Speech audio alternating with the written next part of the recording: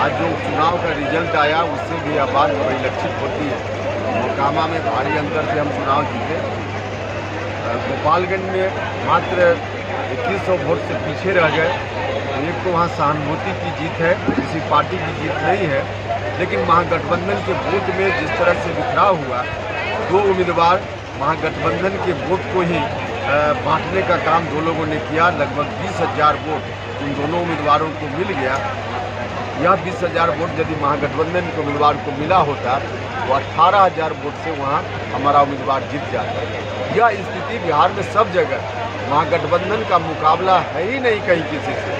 BJP के लोग कहीं टिकने वाले नहीं, लेकिन इसको बना कर रखने की जरूरत है। और इसमें बीजेपी के लोग कोशिश करेंगे कि धर्म के नाम पर लोगों को बांट दें और धर्म के नाम पर बांटने के लिए हर तरह का हथकंडा अपनाएं। इसलिए हमने लोगों से कहा है कि सब लोग मिलजुल कर रहिए, सद्भावना को बचा कर रखिए, भाईचारा को बना कर रखिए।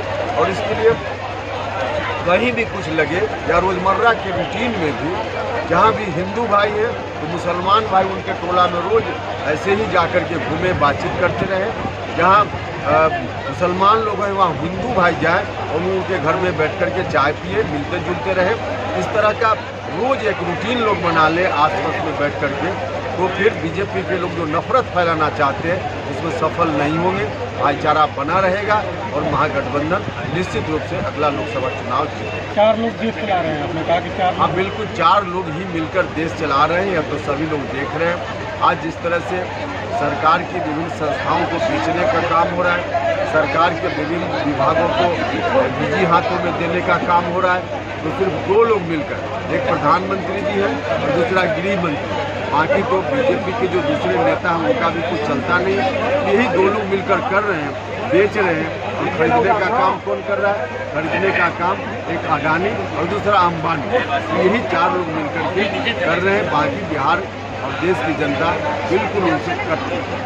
सर, आपके बैनर पर लिखा हुआ है भाजपा की पाखंडी। आप जिस सरकार में मंत्री थे जिनके साथ, उनको आप लोगों ने पाखंडी बोला। देखिए, आपको मालूम होगा संभवतः जब जॉर्ज फर्नांडिस साहब शुरुआती दौर में थे और एनडीए बना था, उस समय भारतीय जनता पार्टी का जो विवादित मुद्दा था उसमें नीतीश कुमार उनके साथ थे।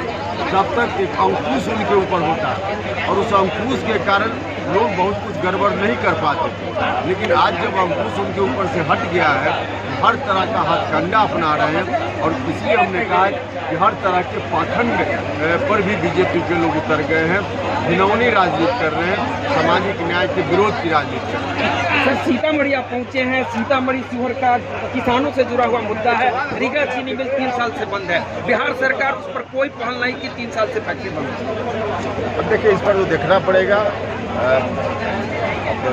एग्जैक्ट इस विषय पर क्या प्रगति है उसको नहीं जानकारी है व्यक्तिगत रूप से। इस पर डिटेल हम जानकारी लेंगे तब। सर, आरक्षण पर आपका कॉन्सेप्ट क्या है सर? अब कॉन्सेप्ट को एक मिनट में बताने में थोड़े हो जाएगा, इसके लिए तो बहुत देर लगेगी ना। उतनी देर आप टेप भी नहीं कीजिए। बिहार के युवा सर बाहर जाकर कब तक पलायन करते रहेंगे? देखिए, तो अभी जो स्थिति बना दी है लोगों ने, केंद्र की सरकार में बैठे हुए लोगों ने कहा कि हर साल 2 करोड़ नौजवानों को रोजगार दें। ये कहाँ रहे हैं कितने लोग? बिल्कुल नहीं। जो रोजी रोटी पहले से, जो नौकरी पहले से सरकारी विभागों में, उसको भी समाप्त कर रहे हैं। तो रोजगार जब भारत की सरकार देने का वादा करके नहीं दे पा रही है तो स्वाभाविक रूप से लोग बेरोजगार होंगे, जिसका असर देश भर में है, बिहार पर भी है।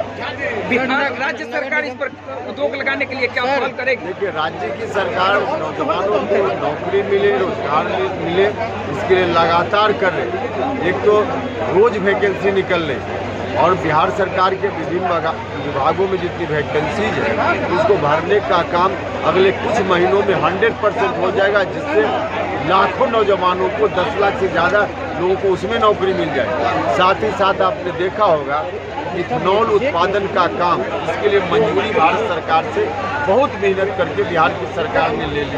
अब इसके आधार पे जो उद्योग की स्थापना हो रही है, अब चले जाइए पूर्णिया के इलाके में, बेगूसराय के इलाके में इथेनॉल का उत्पादन हो की जब स्वीकृति हो गई है तो जो गन्ना उत्पादन करने वाले लोग उनके गन्ना की खपत होगी, जो मक्का उत्पादन करने वाले हैं उसकी खपत होगी।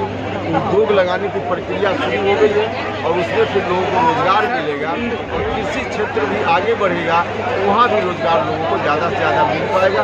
बिहार की सरकार इस काम में लगी। नगर निगम में भी बंद है, सीतामढ़ी जिले में भी इथेनॉल फैक्ट्री बंद है, रीगा शुगर की। हाँ, तो इसका बहुत फायदा होगा, बनकर जब तैयार होगा।